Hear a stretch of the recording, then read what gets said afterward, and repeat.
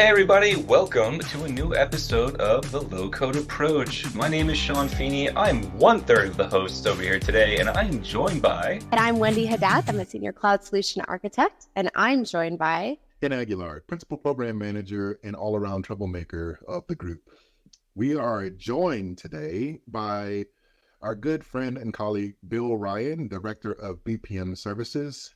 And Bill, we're going to jump straight into this and allow you to introduce yourself, but I'll also add a question in, and that is, what is Robotic Process Automation, or RPA, and why should our customers care about it? Well, great to be here. Thank you for having me. This is an awesome opportunity. Bill Ryan, I've been with Microsoft for 3.5 years, focusing on business applications and low code. Currently, I'm with the business application strategy team in our CTO group, and I'm responsible for working with our internal sellers and our architects in helping them understand what our solutions are and how to go to market with them. So what is RPA and why should I care? Robotic process automation is the idea that you can take a business process that someone does manually. Let's say it's an invoice approval process. That's a really common one that's used a lot in RPA. And you can basically record the process that a human does and then be able to repeat that process over and over so the human doesn't actually have to do it. This is a really, really powerful technology that's evolved over the last 10 years or so. And Microsoft is now a major player and a leader in this space, where we have the ability to take, and if you could think about any industry, whether it's finance and banking, healthcare, insurance, manufacturing, any process where there's a human involved that is looking at a screen, whether that is an Excel spreadsheet or going into a system like SAP or some other back-end system, and in being able to look at values and make a decision based on looking at those values, that can be recorded and built into a robotic process. That process then can be run either in an attended mode or an unattended mode that allows the organization to take the person that was responsible for that specific process and apply them and have them do something else. So the saving is pretty significant when you think about factoring and scaling that across an organization. Let's say you have in your accounting department, you have 40 people who are responsible for looking at and approving invoices. If you could automate that process, that's 40 people and the hours associated with those 40 people that can be used for something else that can save an enormous amount of money. Very cool. So you mentioned a couple of terms in your explanation. Two were attended and unattended. Can you tell us the differences between the two? Sure. The concept of an unattended flow is the ability for you to actually record the keystrokes and the actual actions and then apply logic to those keystrokes and actions and take that recording and run that in an unattended mode. So think about it as somebody logs into the SAP system, for instance, as an example. They navigate to invoices and they look at the invoices that are in their queue. And they open an invoice and they go through the process of reviewing the costs that are in that invoice, looking for anomalies, and then being able to approve that invoice.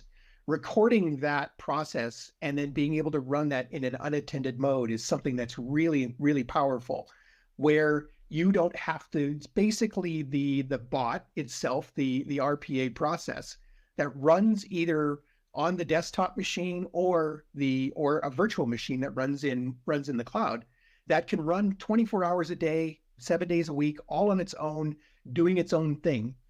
An attended process is where you still have that capability of having the automation and going through the approval process and the logic, but someone has to initiate that flow itself and make that flow run. So they can run it instead of on a scheduled basis.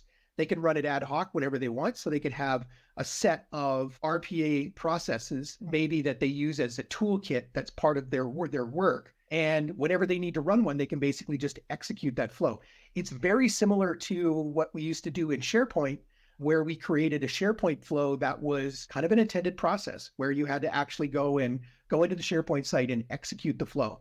And we also had unattended processes where we could schedule those process flows to run in SharePoint on a scheduled basis using a timer and being able to run it. It's a very similar concept, except now we have the ability to do very complex actions and add very complex logic to those flows to make things much easier for the individuals to execute. So, Bill, my spidey senses are going off when you say SharePoint because we had SharePoint workflow and cloud flows have been the replacement. So now we're talking robotic process automation and Power Automate Desktop. So where does that fit in? And kind of, especially if someone's coming from the SharePoint lens on-prem and needs to migrate, should they be looking at RPA in addition or instead of the cloud flows? Or can you help me understand that? And maybe even business process flows as well. Yeah, think about it as not an or, but an and at a situation where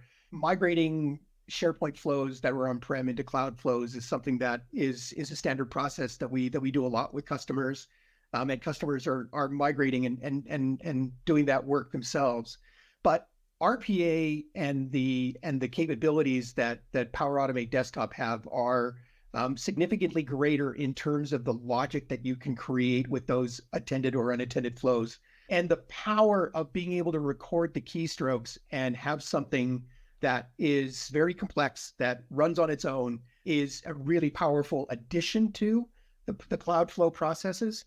So think of, you might have a SharePoint site that someone drops a document in, and you might use a spreadsheet, and perhaps it's similar in the sense of, instead of going into SAP and opening up an invoice, perhaps that's an invoice that gets dropped into a SharePoint site through a cloud flow that comes from perhaps someone has uploaded a file to a SharePoint site, and there's a cloud flow that runs. Because we're running SharePoint in the cloud and we're not running it on-prem anymore, that business process has been sort of isolated, and that flow has been isolated into that cloud environment. Now we have the ability to use cloud flows to be able to execute that logic within that SharePoint site.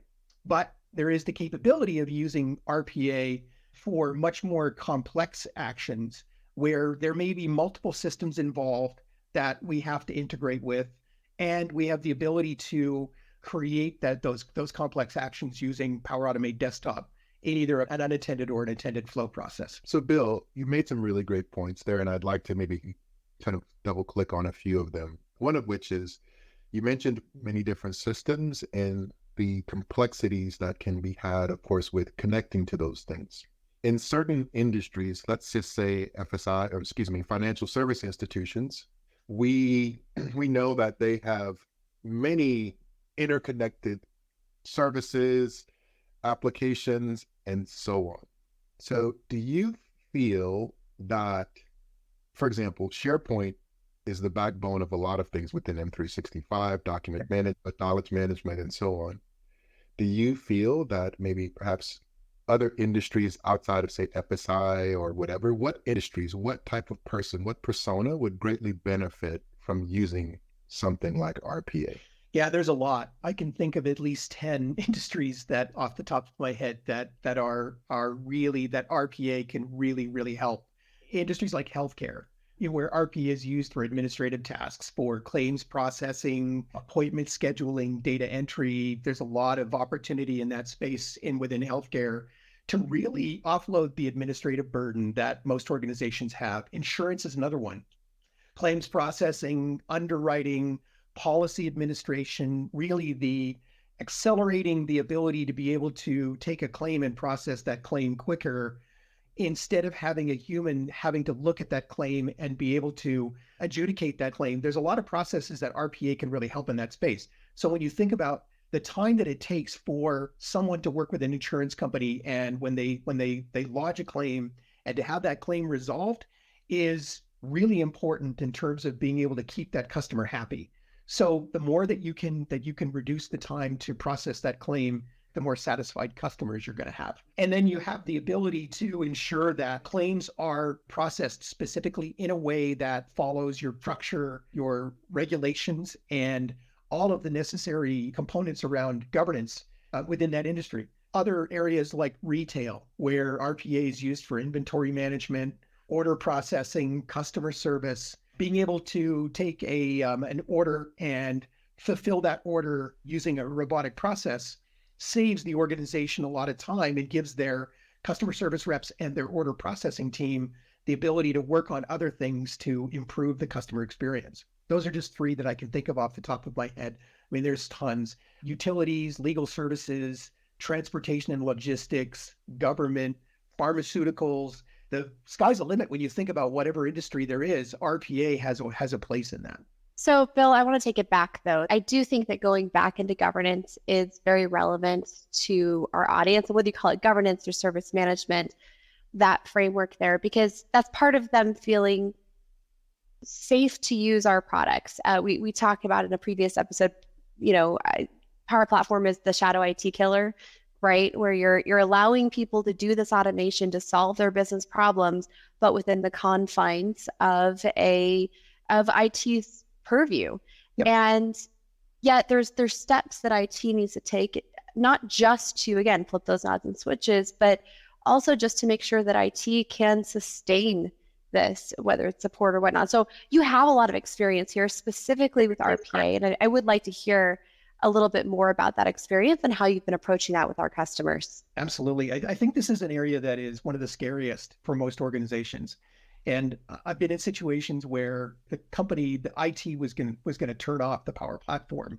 They weren't going to go with RPA, and they weren't going to use it because they didn't understand how to govern it and they didn't understand how to manage it, both from a DLP perspective, a data loss prevention perspective, but then also, and from a security perspective, especially when you get into RPA, things become really complex around making sure that you have the right access to those back-end systems and that the authority of that account has the appropriate permissions and it's controlled in a way that someone is not accessing data that they shouldn't. You're not leaking data in any way.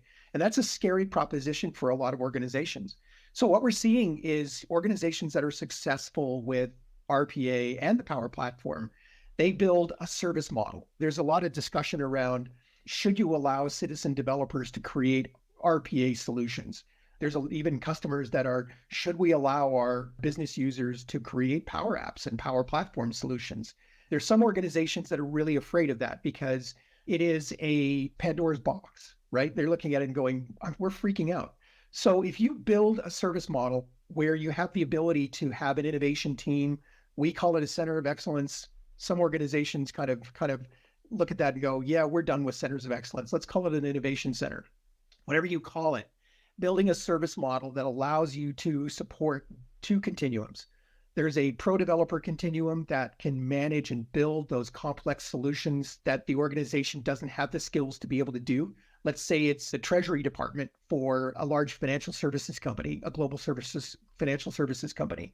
And the treasury team wants to get into RPA, but they don't really have the skills or the knowledge, and they don't have a lot of developers. By building a service model that allows you to have an intake process where you have you have pro developers that can build those solutions for them, kind of like a consulting organization within your company that can work with those departments and help them build those solutions and maintain those solutions over time. As that group starts to learn the tools and the capabilities and understand how it's governed within the organization, you now have the ability to start to build relationships and build out what we call a fusion team, where you have business analysts that can understand how the processes need to work, and they work very closely with the pro developers to maintain and manage those processes and those bots that get created and those RPA solutions that are managed as a team. The idea of a service model where you have an innovation team that they do the innovations center of excellence planning, they do monitoring and oversight, they work very closely with IT to manage security operations. They think about things like continuous improvement, strategy, and planning. It's the overarching management of the service model that the innovation team or the COE team is responsible for. They're also responsible for things like developing training and nurturing, advisory and envisioning services, policies and general use. How are you going to use the platform? How are we going to manage it? Working closely with IT and the business to kind of build that bridge between those two groups to create how we're going to administrate this platform. What are we going to do when new solutions and new capabilities within the technology allow us to be able to use new features? How are those going to get rolled out? So you're starting to develop a continuum across two groups. One is they have these pro developers that are really knowledgeable in this, and they need to share that information, being able to create community and support processes. where there might be a Teams channel that someone can go and ask a question. We use Viva Engage now, and all of our teams and groups are all kind of engaged on Viva Engage. And anytime I have a hardcore technical question that needs to be asked, I have a team of thousands of people who can answer that question for me. Very similar in an organization where you create that Teams channel that the community kind of supports each other.